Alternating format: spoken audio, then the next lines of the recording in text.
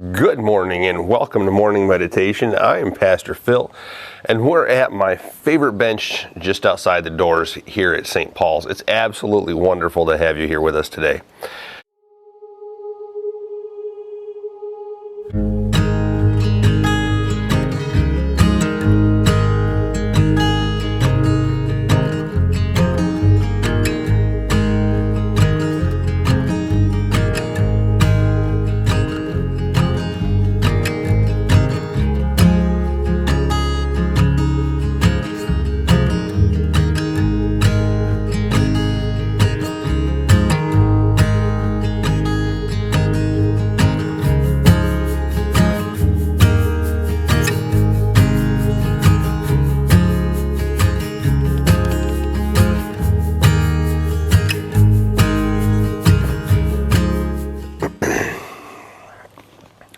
Good morning, I'm Pastor Phil. This is Morning Meditation, and today we're going to be continuing on looking at the book of Galatians.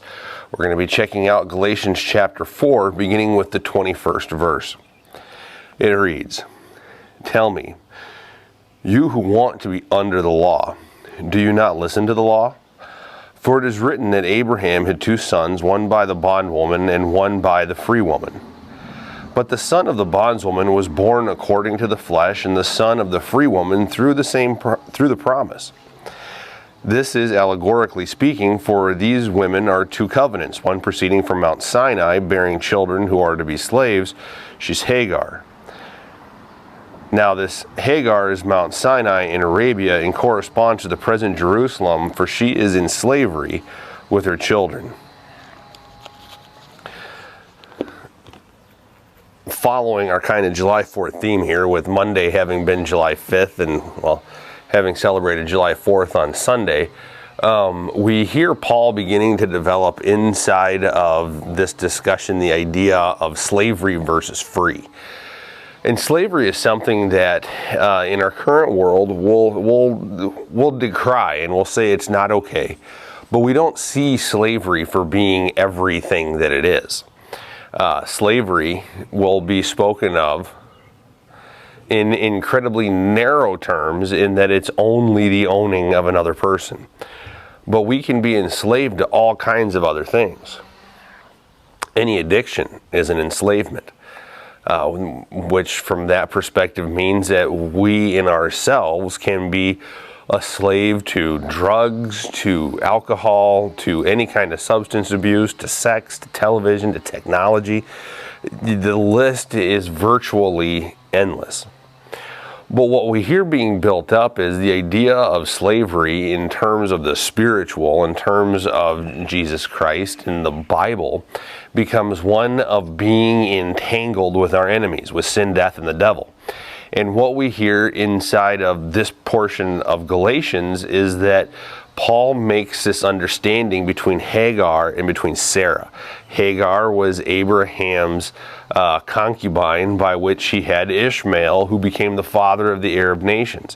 Now, on the other hand, he also had Sarah, who was his wife, who was the mother of Isaac, who became the line of the Jews, in which Jesus came from.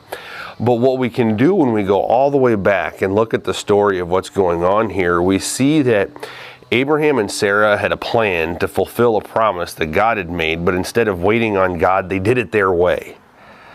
They were enslaved to their sin. They weren't willing to wait upon the Lord.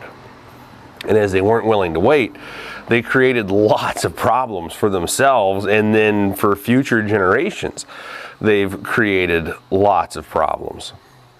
So what I want to ask you about and ask you to contemplate as we live in this world, in the here and the now, what are you enslaved to? What's the thing that is holding you back? Where is it that you're not following the command of Jesus Christ to follow Him, but instead you're holding that thing to yourself, saying, this is mine and I'm going to do it my way? Holding that thing makes us a slave to sin and hinders the work of God in our lives. Now, that doesn't mean that the Spirit of God cannot work in your life. Rather, the Spirit of God is free to move and to work as it desires. But what we can do is create hesitations, problems as we move forward in our life, realizing that we're hanging on to that thing that we're enslaved to. We're either freed in Christ or a slave to sin.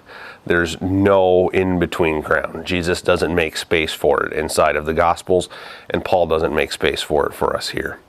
So as we go forward into your week, I pray that God blesses you and that you see that place where you're trying to hold the thing back that could make you a slave to sin instead of living in the freedom that Christ has won us in the cross. I pray that God blesses you and that as you make these contemplations, that the peace of God dwells upon you. Go in peace, and we'll see you tomorrow.